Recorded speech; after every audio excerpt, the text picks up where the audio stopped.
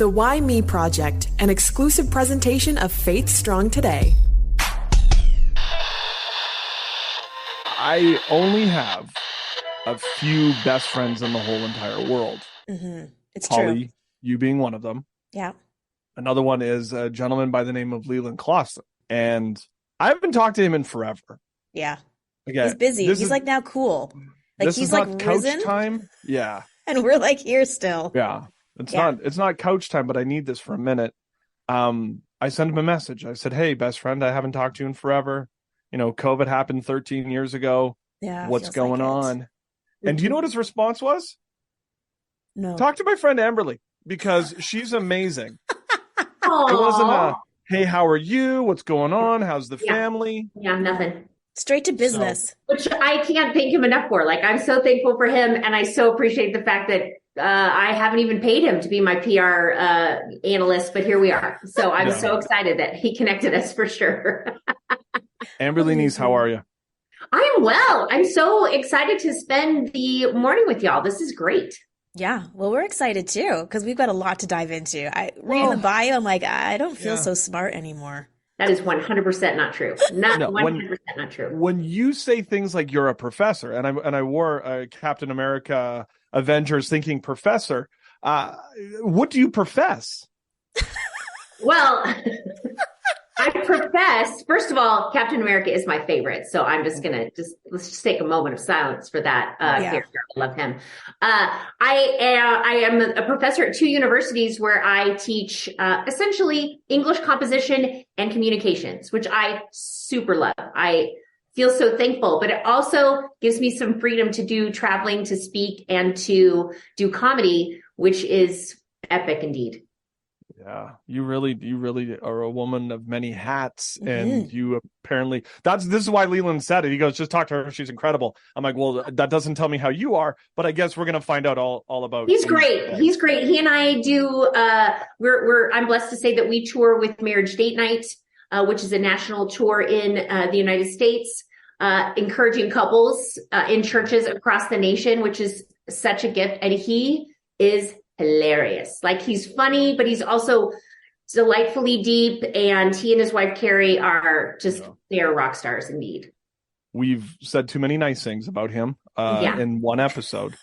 So let's move on from that. Yeah, I was going to say, and knowing him, he's going to be like, there's something behind this. I think that there's a, so love it.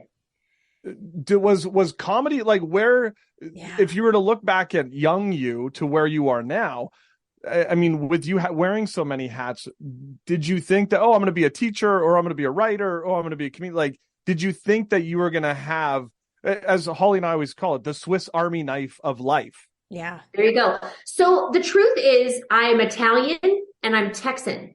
So in my DNA is storytelling. It always has been, whether I'm teaching or writing. But when it came to comedy, I just had too many people that said, when you speak, you are so funny and it's such a delight, but why don't you lean into comedy? And I said, never would I do comedy, because when you do comedy, people's posture, they walk into the building with their arms crossed, like, okay, funny lady, let me have it, because I've had a bad day and I need whatever. And so I thought, no, I'd rather be a funny speaker, and that's just fine. And just too many mentors, too many people came alongside and said, the world needs more laughter. And, the Bible says that laughter is good medicine. So go be a pharmaceutical distributor of the joy, of the laughter. And so I started doing it. And fortunately, very early on, I was coupled with incredible talents and incredibly generous people like Leland, who poured into me and helped me hone those skills. Do you ever find it not troubling, that's not the right word, but challenging being a female in comedy? Oh yeah, actually this is gonna sound terrible. There's actually so much research about the fact that there's actually some cultural challenges that women face in comedy. Even like sociologists will say that if my husband and I are at a dinner party and there's a funny story and I actually tell it better, I will always say, "Oh, baby, why don't you tell him?" I mean, he's a great storyteller, don't get me wrong, but I've told the story 984 times. He's told it 7. So I do tell it better. But when we're in mixed company, I always defer to my cute husband to take care of business. And when I read research that said that I'm not alone in that, I think it's so interesting. So there are some men that don't think that women are necessarily funny. And yet when I think about it, there are only a handful of women that I would say, oh my gosh, I want to go hear them. But there are 27,000 men that I'd be like, oh my gosh, yes, I want to go hear him. So I don't know if it's culture or we just haven't had enough time, or I don't know what it is, but I'm okay to play in the sandbox and do the best that I can. That's what I got. That's why Hollie stopped being funny, was because of that. That's okay. She's beautiful. Worried. So we're just paying her to be, cute, not funny. So there it is. I know it's the curly girl. Hollie, I love it. I'm like the beast and funny, and you're beautiful and not. Oh, wow. Shots fired. I don't know how to take that. Is that positive? I'm sorry. Thank you. You're welcome. Yeah, I don't. I was paid to make people think Johnny was funny. Oh, wow. That was also out loud. Yeah. Remember at the beginning of this when I said I had a couple best friends in Leland and Hollie? Yes. Yeah. There's now 2 openings. Yeah. Exactly. So you grew up in Texas. When did you get out of Texas? Because most people now are moving into it. Mm-hmm. That is so true. So my dad was Air Force. So I was born on the Air Force Base, near the Air Force Base in San Angelo, Texas. And then pretty quickly he was moved to another place. And so I got out, but my mother is Texan. And so when I was 5 years old and we moved to California, I was a big talker and I was fixing to do everything. And so the kids in California were like, I'm sorry, who is, I don't know what language she's speaking. She smiles a lot, but she's not very clear. So my parents paid for speech lessons, seriously, to untexify me. It is a true statement. Although anytime I get on the phone with my mother, it just comes right back. I can't help myself. And funny enough, in my comedy, when somebody's a complete doofus, when they are a complete idiot, I go right back to, well, that was a really great traffic move that you just, I don't know why the text, I'm sure a psychologist would have great, tell me about your mother. And also, somehow that's the case. But I still love the Cowboys and I still love Tex-Mex. And all the things, but not in Texas anymore. With your dad being in the Air Force, did you guys then move around a lot, or did you go Texas, California, you're done? So you're about to get all my government secrets in the first 6 minutes of our interview. Yes. He was actually, I know, right? He was actually a translator for the Air Force. So he went to language school in Northern California, learned Mandarin and Thai. And then during Vietnam, he was in Thailand intercepting messages and working for the government that way, but it was not safe for us to be there. Yeah. So we stayed for the most part in California. And so a little bit of California, a little bit of Arizona, a little bit of whatever, but mostly on this side of the United States is where I've presided. And anyway, but I feel really thankful for the places I've grown up. It was a pretty rich, not rich like doing snow angels money, but rich, it's a great place to grow for sure. Oh, you made it rain. All right. Yeah. So with your dad being in the Air Force, is that where because you said you're a professor at an aeronautical school? Yes, I know. It almost makes me sound intelligent, which is so great. Actually, we have an incredible school here. It has 2 campuses, one in Florida and one in Prescott, Arizona, up in the mountains where I live. And it is a brilliant, if you have an aeronautical science brain in your house, it's a great place for them to grow. Tons of pilots go there. It is just a really rich, it's a really rich environment. Not a lot. There's not a single English major. They don't have any of what we would consider kind of normal majors. They're all like me. I'm a meteorology major. I'm a cybersecurity major. My students, I always say the only place that I can beat them is in human being because they're brilliant left brain robots of awesome. And I just have to teach those robots how to communicate so that they can change the world. And they will, for the record. Which is good because sometimes when they're too smart, if there's such a thing as being too smart, they can't communicate. It's like a doctor. You're like, what are you trying to tell me? Can you break it down to simple for me? It's a problem, he says. I see that. I know. Well, our son actually is a freshman there. It's the school he wanted to go to. And I said, so what do you think you're going to do? And he said, oh, I think I'm going to be an aeronautical. He said, actually, I think I want to do patent law with aeronautical engineering. Patent law. So I'm literally like, how did this come out of me? Like, there's no way. His dad is super smart, but not like scientific. That's not my. And I said, so what makes you? And he says, Mom, it's the marriage of engineering and law. Can you think of anything more exciting? I'm like, dental work on the regular, waxing. I don't know, something, but not that. That is not exciting at all. But again, if that's how you were created, then you need to lean into that. So yeah, I have brilliant students from all over the world in my classes where I'm literally saying, okay, this is how you communicate. This is how you get a spouse someday. This is how it's great. I love my job. Sweet gig. When did the faith side of things come into your life, into your heart? I don't know how do you transition into that? When did you learn about Jesus? Yeah, exactly. So my dad, Smarty Pants, was a motivational speaker for the New Age movement. That was interesting. Ooh. My aunt, Kiki, my dad's sister, was a Christian Science nurse practitioner. My mom was just a cultural Catholic, because when you're Italian, they feel like by default you're Catholic, but no faith system at all. So I come from this dumpster fire of theology background. And when I was 10, my mom divorced my dad. We moved to Arizona. And the girls that lived next door to us, their parents wouldn't let my sister and I hang out with them unless we went to church, which, by the way, I think is a only fair to partly cloudy evangelistic tool. But anyway, it got us into a church, and I did accept Jesus. I remember specifically where the pastor talked. It was a Southern Baptist preacher, so it was like 27 syllables of Jesus, and then Jesus. He died for your sin and he loved you. Can I get a witness? Right? Yeah, I don't even know who Jesus is, but I'm interested. He's piqued my interest. And he talked about Jesus wanting to be my friend. And I was 10 years old and my parents had just divorced. I was kind of all over the map emotionally. I was 5'10" in 5th grade. So you can imagine I was like, hello, I'm in the 5th grade and I was squishy like bug. I was huge in comparison to my little sample size. 5th grade boys are just like these little trial size humans. And I was massive and I stuck out and it was terrible. And so the fact that Jesus would want to be my friend, I wanted that.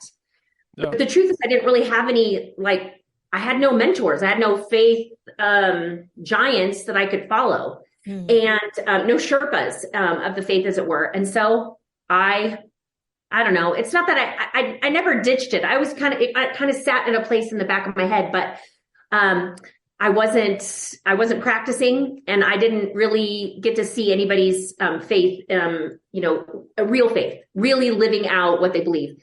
And then when I was 16, my dad was dating a lady, and so he'd be gone for long periods of time. So I had the apartment to myself. And this is terrible, kids. Don't try this at home.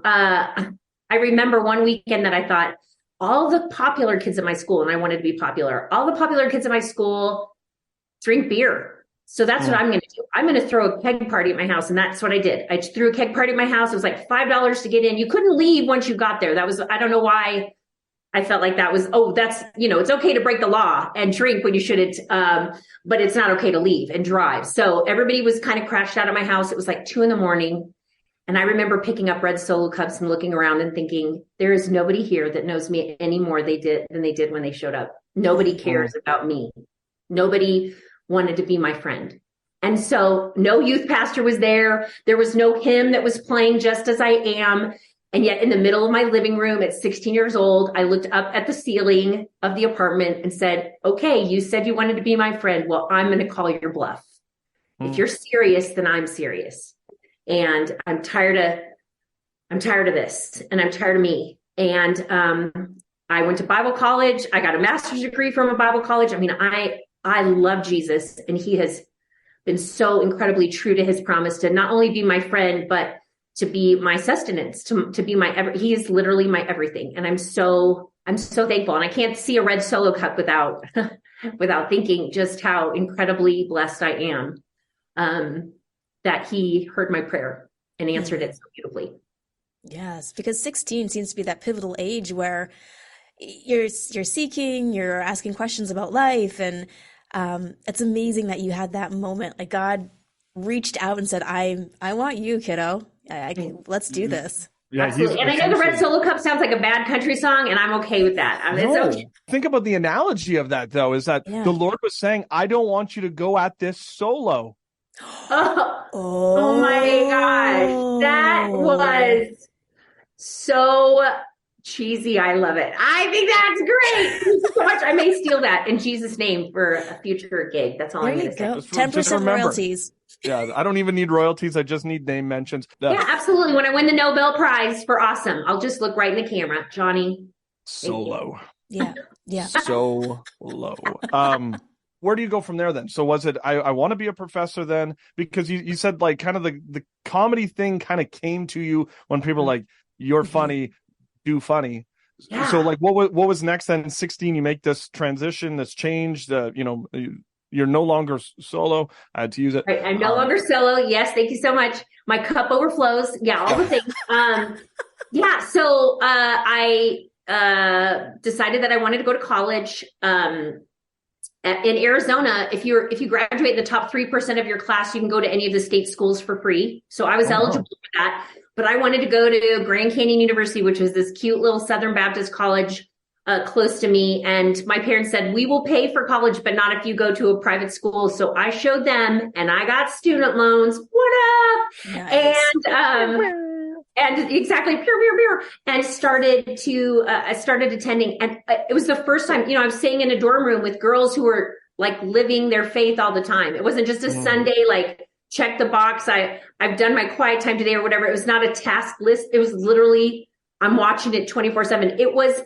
I'm not kidding. It was like VR for me. Like I put on these glasses when I go to college and I'm able to see, oh my gosh, these professors are living what they say, and not perfectly, right? Not perfectly, but still like, oh my gosh, like this is so amazing. And so I started attending school and I really loved that. And I thought for sure that I was supposed to be a teacher because it just seemed like naturally something that was easy. I'm not saying that like I ever had like a road to Damascus, like thou shalt be a teacher, but I just felt like, all right, I think that's what I need to do. And just leaned into that, just really enjoyed being a teacher. But I always had mentors who were like, yeah, teaching's great and you're going to be wonderful, but you need to be writing. You need to be speaking. They would have me speak at all sorts of things because they were saying like, naturally, this just comes from you. And I'm like, well, yeah, but it's no big deal. And they said, yeah, I know, but it's a big deal to a lot of people, that ability to speak. And when Scott and I got married, they asked me to speak at the women's retreat because they couldn't afford to pay a speaker, right? It was one of those like, you're the pastor's wife. You've taken a vow of poverty. Just come on and speak forth. Oh, there it goes. That Texan again. I loved it so much. Like I loved the diving into the word and like really extrapolating some cool things and learning some new things myself way before I got to the retreat. And I came home that weekend and I was a wreck. My husband said, how'd it go? And I said, it was good, but I couldn't come up with words. I'm like, do you remember in Chariots of Fire when Eric Liddell says when he runs, he feels God's pleasure? And my husband's like, oh, you want to start running? And I'm like, no, you're missing it completely.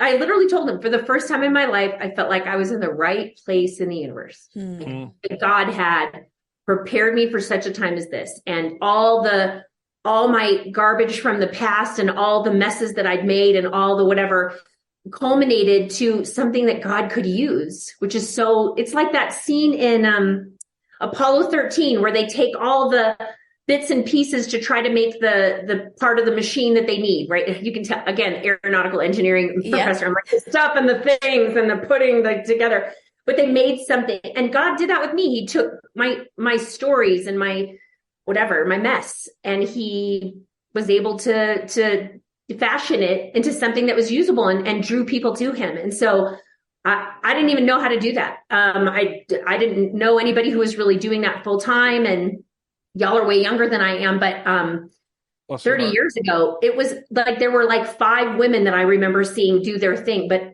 I really did not see a whole lot of like cellular level speakers. And so we just let the Holy Spirit do all of my booking, and it'd be like, okay, well, if you hear, about me, that's great. And that's how it happened. And then I just kept doing it. I just kept doing the thing.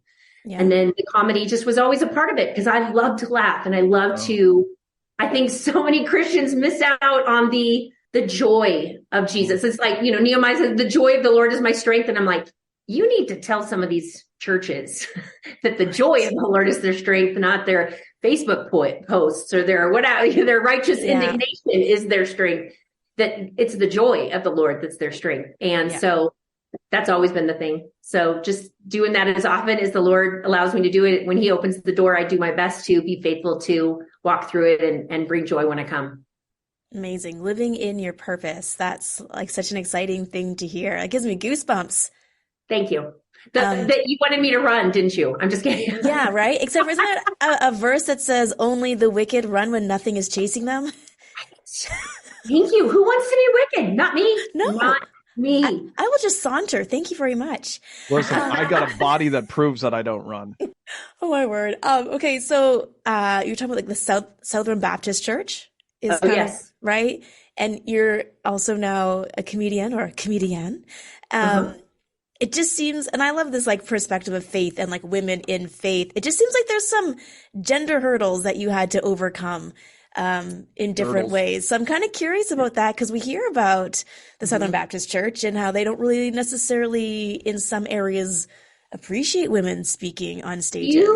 You sauntered around that really beautifully. I totally agree. So when Scott and I got married, he was not from the Southern Baptist Church and he was called to ministry. And so after marrying Scott, I never went back to the Southern Baptist Church. However, I got an offer to get a full ride to a seminary when I was in college, and you had to have your senior pastor sign it. And I went to this ginormous church. I mean, this when I went to the church the first time, I remember thinking, do you guys do the wave in here? Like that was for the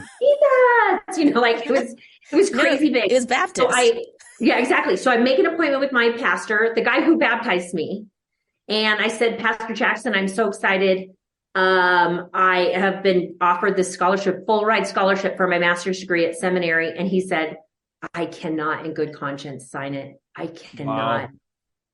So, I would say, I kept, just so you know, I still have to work on my humility, but I was like, so let me get this straight. Because I have ovaries, Jesus can't use me. I just want to make sure that, and it says that I shouldn't braid my hair or wear gold jewelry, but your wife has done both of those things in the last month in church. So just tell me, I mean, it was not pretty. It was one of those like security. That's bad at a church. When it happens at the mall, that's awkward. When it happens at the church, that's real bad. Yeah. So I knew I was never going to be Southern Baptist of the Year. The Southern Baptists do some amazing things. They're to the gospel, unbelievable. Their mission work is unbelievable. But I for sure had hurdles. And actually, Leland can tell you, Johnny, Leland and I were on tour and somebody asked we had like a VIP section and people were asking questions. And somebody asked me, how does it feel to know that you're going against the Bible to speak with men in the building? Wow. And Leland was like, because he thought the guy was kidding. I'm like, no, look at me. He's not kidding. I mean, I came off that stage. I was like, for sure. I was like, just put on the Rocky soundtrack. I'm going to knock this man's face right off, just with my anger. But it's a hurdle that, I do believe, as the great philosopher Kelly Clarkson teaches us, what doesn't kill us makes us stronger. And my husband is clear about my call. I'm clear about my call. The Lord has been so, so gracious to allow me to play in sandboxes in places I never thought possible. And I just have to trust that. Yeah. That's what I've got to rely on, no matter what denomination might have trouble or whatever. I want to just honor God. I just want to follow him and do it really well. Yeah. Let's talk about sandbox then. And that sandbox is writing and being an author, and you have a new book, which is coming out in a few weeks from now. Obviously it's another sandbox that you're just willing to play in. I am. Well, books have made such an incredible impact on me. The Bible for sure, but also I talked about not having Sherpas, early on. I feel like some of my greatest mentors have never met me.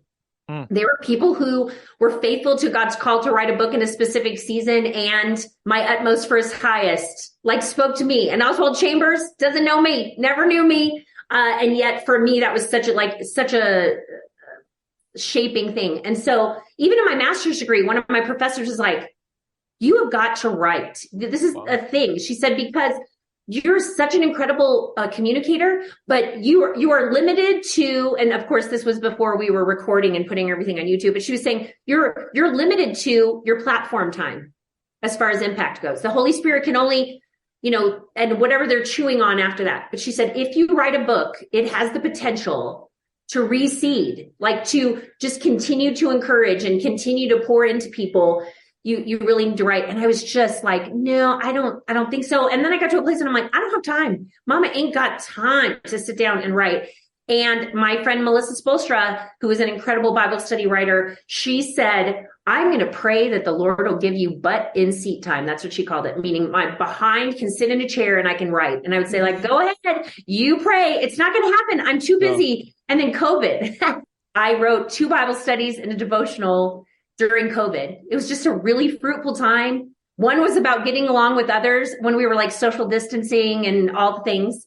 One was about navigating difficult relationships. How do we get along with brothers and sisters in Christ? By looking at the brothers and sisters in the Bible, a devotional about how Jesus connected. And then finally, this one's called Untangling Faith.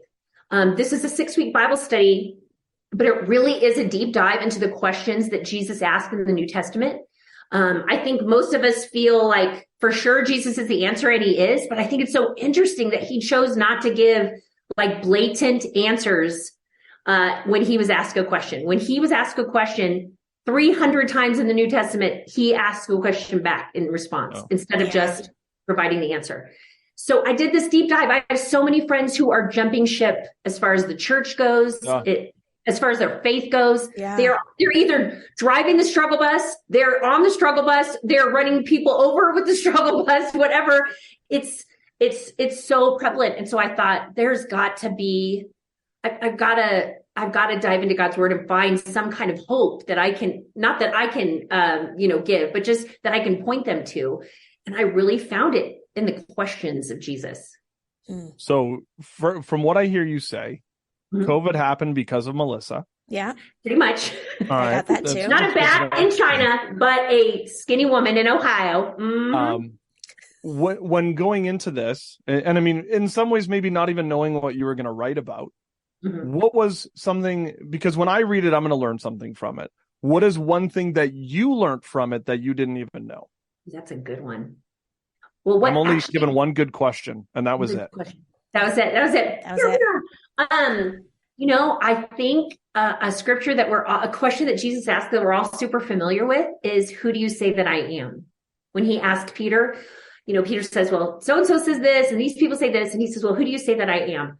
I think it is so much greater than who do you see Jesus as, whether it's on a picture or in your mind or on The Chosen or whatever it happens to be.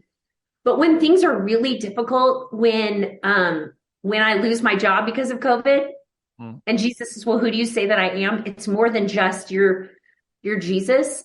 He allowed me to see so many beautiful different echelons of who he is by just continuing to ask me, well, who do you say that I am? Do you think I'm your provider when you lose your job? Am I Jehovah Jireh or am I not?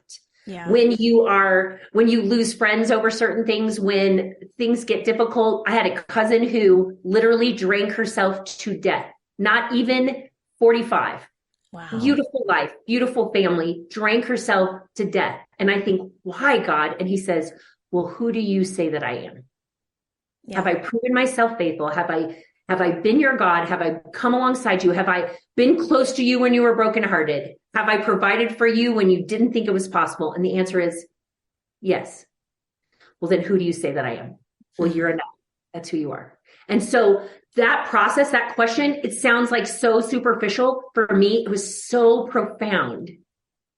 I I meet with a young lady. I'm so blessed. And we meet pretty on the regular. And this last time she came and she had a bazillion things she wanted to talk through. And I finally said, what do you know to be true? And she was like, I don't know what you mean. She's trying to go through her list. She's like, I don't know what you mean. And I said, what do you know to be true? And she was like, I don't know. I'm a pretty good real estate agent. I said, that's great. What do you know to be true? Well, I know that God is faithful. And I know that he's gotten me through everything up to this point and that he's true to his promises. I said, great. What on that list is not covered by what you know? And she was like, nothing. So when God says, who do you say that I am? I think that that's not just a question for Peter to respond to, but I think it's really a message for us to live, because in different seasons, we need a different part of who he is. Yeah. And to say, I trust you, is a bold statement, but one that he's faithful to help us foster. Yeah. I love that about Jesus. He really would approach confrontation with curiosity and by asking those questions. And it's just like, we need to take lessons from that too. Oh my gosh, I could not agree more. I love, actually, there's some political guys that make me crazy, or women as well, but that they say like, okay, so what can we agree on? I think that is such a glorious, I don't even know which one of them would say it. My kids would talk about that. We'd be in discussion. The kids would say, well, what can we agree on? And I'm like, listen, Mr. Political Analyst, I see you. I see who you are. But Jesus found this common ground with people, and he really fought for that, not because he was giving up ground on the truth, but that he wanted to, he felt like restoration and reconciliation and connection was more important than dying on the hill of right. Yeah. And I'm with you. That is such brilliance. And if nothing else, this study gave me permission, and hopefully gives readers permission to ask the hard questions, the big questions, the like knock your teeth out spiritual questions, the big questions of life, and unpacking them, using those questions of Jesus.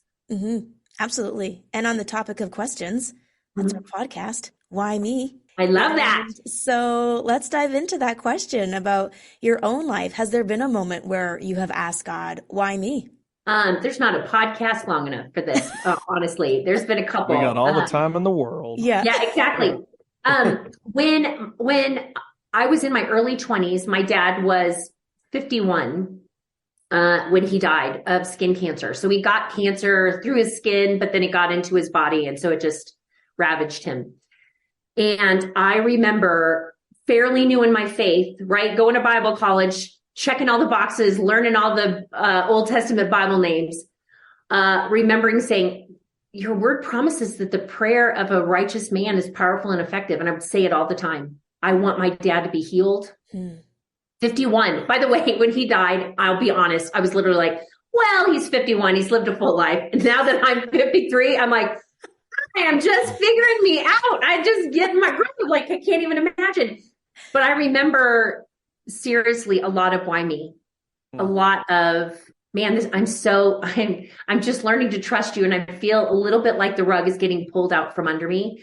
And then I went through this tailspin again, even surrounded by godly people. I remember thinking, are my prayers not powerful because I'm not righteous, or because I'm not a man? Ooh. Seriously.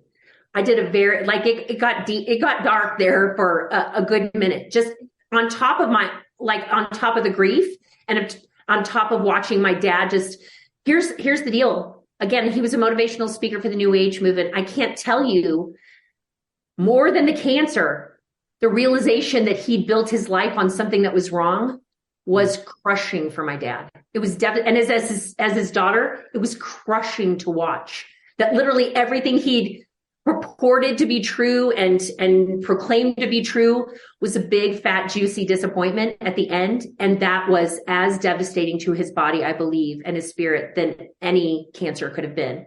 And I just remember saying, God, how could this bring you glory? If you can work all things for good, I can't wait to see what this is going to look like, because wouldn't it be better for you to heal him? Wouldn't it be better? And so that began many times that I've said, we had 9 years of infertility. So that in itself was a lot of why me. My other friends are like, oh my gosh, we're pregnant again. Me. And I'm like, I just want to sit on them and put them out of their misery. Like, oh, that's so great. But I just remember thinking, come on, God, how we will give you all the glory. I promise you. And when we finally had our daughter, Judah, her name means I will praise God for this child. Right. We do. There are times, that I had to remind myself, especially when she was a teenager. I will praise God for this child. Right? I heard a speaker say one time that she felt like the reason God asked Abraham to sacrifice Isaac when he was 12 is if he was 13, it wouldn't have been a sacrifice. So there were times, but there were definitely some why me's. And first of all, how dare we, right? Say to the God of the universe, why me? And yet we do it. We do it. And I'm so proud of y'all, and I'm so thankful for y'all being willing to kind of unpack that and navigate that with people, because it is incredibly common for people of God, those who are crazy about him. Even when if you had the opportunity to read Mother Teresa's journals or any of those kind of things after she died, there was a lot of why me in that. And so I just think it's so delicious and so brave of y'all to be willing to do that and to be real with the fact that sometimes it's not Pinterest pretty. It's not all, Facebook highlights. Sometimes it's crazy sauce, and to be willing to dive into that and hold on to the truth of God with the other hand, I think is so glorious. Thank you. No, we've said it's okay to not be okay. Yeah. We give you permission. Yeah. Yes, absolutely. Untangling Faith, which is out April the 16th. Mark that down on your calendar. AmberlyNeese.com, AmberlyNeese_comedian on the Insta. She was a runner-up for the Southern Baptist of the Year. Thank you for taking some time and hanging out with us. Oh, it was so my pleasure. By the way, if anybody pre-orders my study, you can email me and you can be part of my online Bible study, so we can do it together. We can dive into those questions together. I would super love that. But I'm super thankful for both of you. Thank you for this time. And I'll take runner-up. I'm okay with that. Yeah. You still get a crown. That's right. That's all it is. That's all it matters. Exactly. It's just smaller. Oh, thank you so much. My pleasure. Shout out to our buddy Leland for allowing us to talk with Amberly, because if he didn't tell us about her, then we would have never had this amazing conversation. I know, and she's such a gem. I appreciate her being so open and vulnerable, answering some hard questions.